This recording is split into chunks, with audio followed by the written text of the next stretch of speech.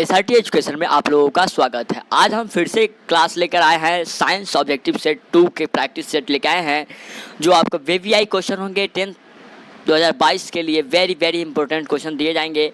Science objective question है आप लोगों का। सेट कल हम लिए थे, सेट फर्स्ट लिए थे और आज हम सेट सेकंड लेकर आए हैं, जिसमें 15 क्वेश्चन मिनिमम होंगे। 15 क्वेश्चन आपको दिए जाएंगे और 15 क्वेश्चन वेरी इंपॉर्टेंट क्वेश्चन होंगे, आंसर के साथ होंगे आपके साथ।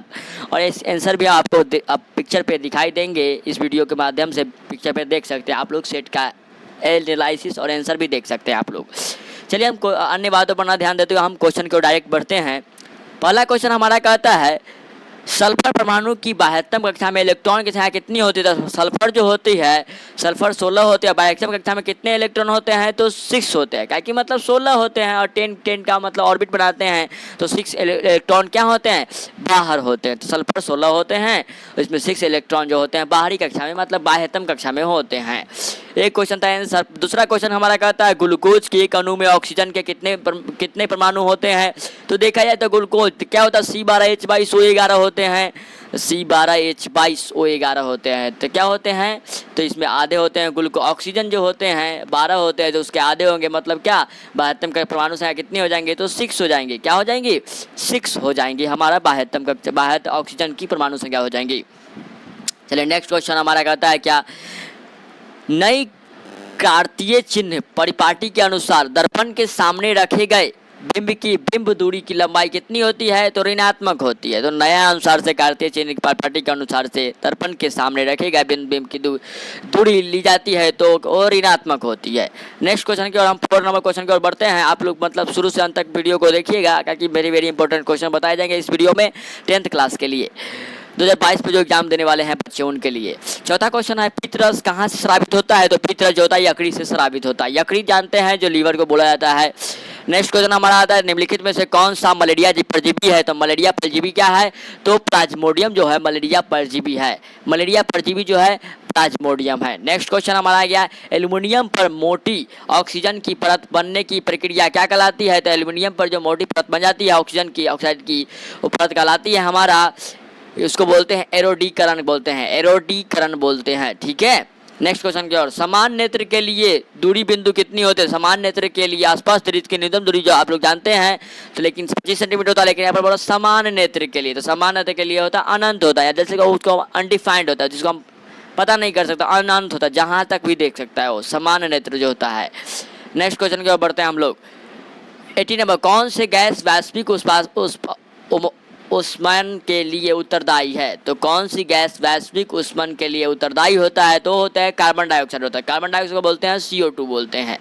नेक्स्ट क्वेश्चन हमारा आ गया, कौन सा अजैविक निम्नीकरणीय कचरा है? तो कौन सा अजैविक निम्नीकरणीय कचरा है? तो थर्मोकोल है। थर्मोकोल जो है क्या निम्नीकरणीय कचरा है, जो मतलब अजैविक है।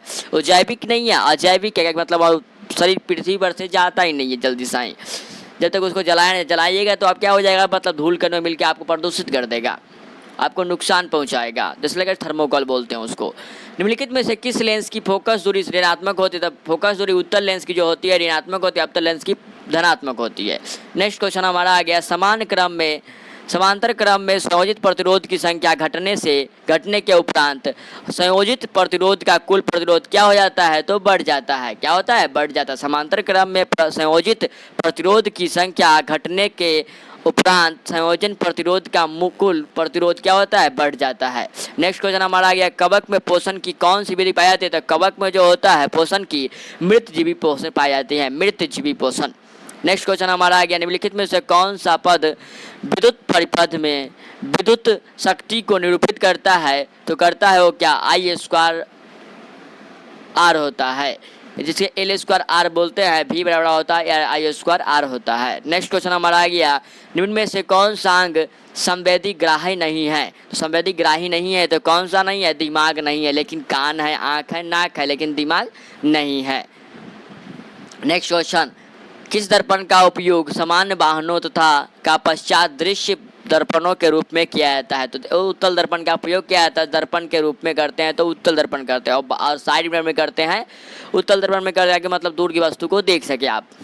नेक्स्ट क्वेश्चन, किस रंग का तरंगदैर्ध्य सबसे अधिक होता है? तो बड़ा होता है, तो तो लाल रंग का तरंगदैर्घ्य सबसे अधिक होता है, वही बोला जाए कि नीले रंग का तरंगदैर्घ्य, बैगनी रंग का तरंगदैर्घ्य तो कम होता है, बहुत ही कम होता है।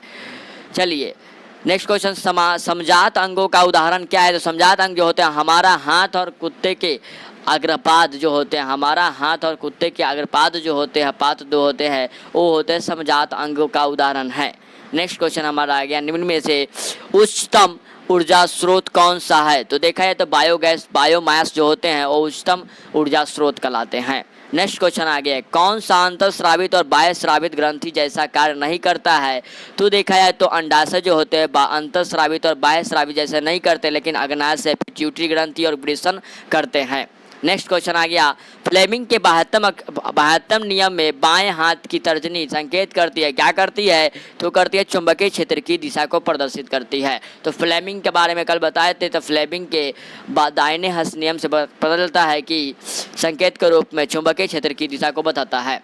नेक्स्ट क्वेश्चन हमारा आ गया, निम्न में से कौन सा प्रदूषण के लिए उत्तरदायी नहीं है? तो गंगा में मछली पालना प्रदूषण के लिए उपयोगी नहीं है, क्या कि प्रदूषण वो नहीं फैलाते हैं, प्रदूषण को नष्ट करते हैं। क्या कि गंगा में कपड़ों का धोना प्रदूषण फैलाएगा, गंगा में अंध जल सबको बहाना प्रदूषण का लाएगा, गंगा में रासायनिक अपशिष्ट उत्पादन करना प्रदूषण का लाएगा, लेकिन गंगा में मछली पालने से मतलब प्रदूषण ज़्यादा नहीं फैलते हैं। प्रदूषण को जैसा यहाँ तक देखा जाए तो प्रदूषण को मतलब साफ किया जाता है मछलियों के द्वारा।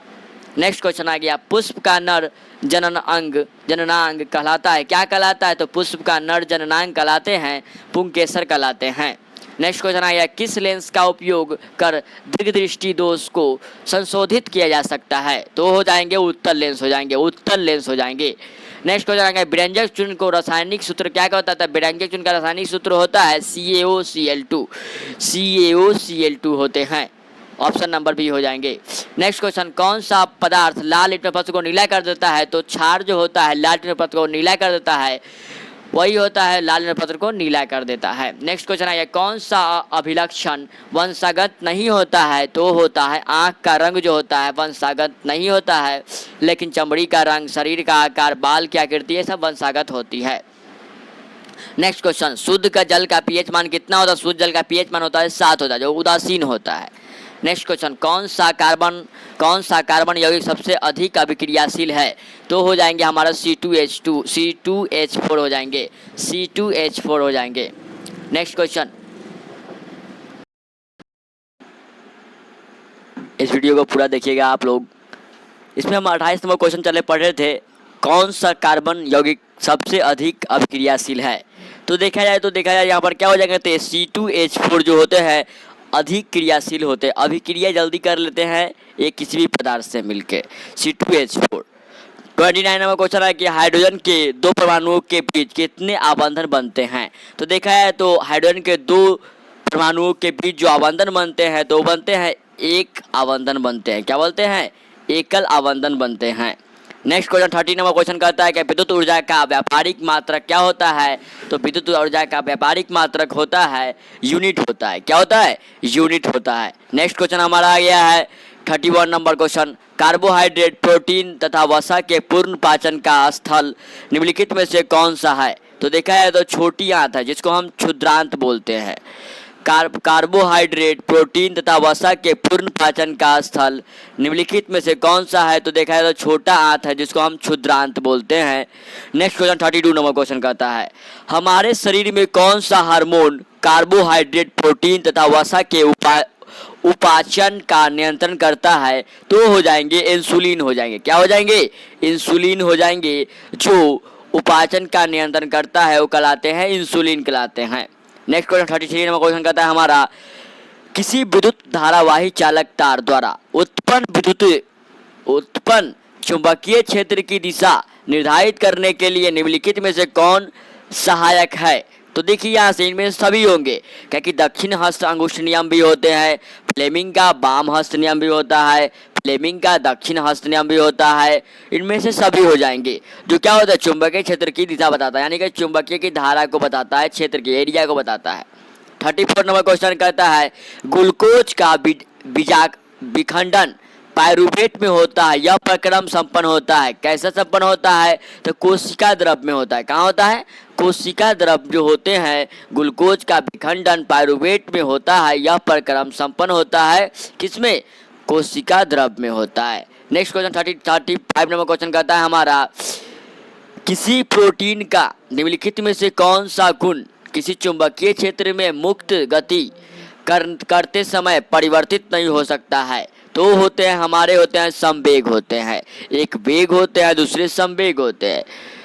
तो वेग जो नहीं होंगे यहाँ पर आंसर आपको हो जाएंगे संवेग कहलाते हैं। 36 नंबर क्वेश्चन कहता है, एक प्रारूपी सौर सेल कितना विद्युत विभवांतर विकसित करती है? तो एक प्रारूपित सौर सेल कितना विद्युत विभवांतर विकसित करती है? तो हो जाएंगे 0.5 टू 1.0 वोल्ट होते हैं। क्या होते हैं? 0.5 टू 1.0 वोल्ट कहलाते हैं। नेक्स्ट 37 नंबर क्वेश्चन कहता है हमारा, कर्नाटक में जल संग्रहण स्थान को क्या कहते हैं? तो कर्नाटक में जल संग्रहण स्थान को कहा जाता है, क्या कहा जाता है? तो सुरंगम कहते हैं। क्या बोलते हैं? सुरगम कहते हैं। सुरगम कहते हैं। क्या कहलाते हैं? सुगरगम कहलाते हैं।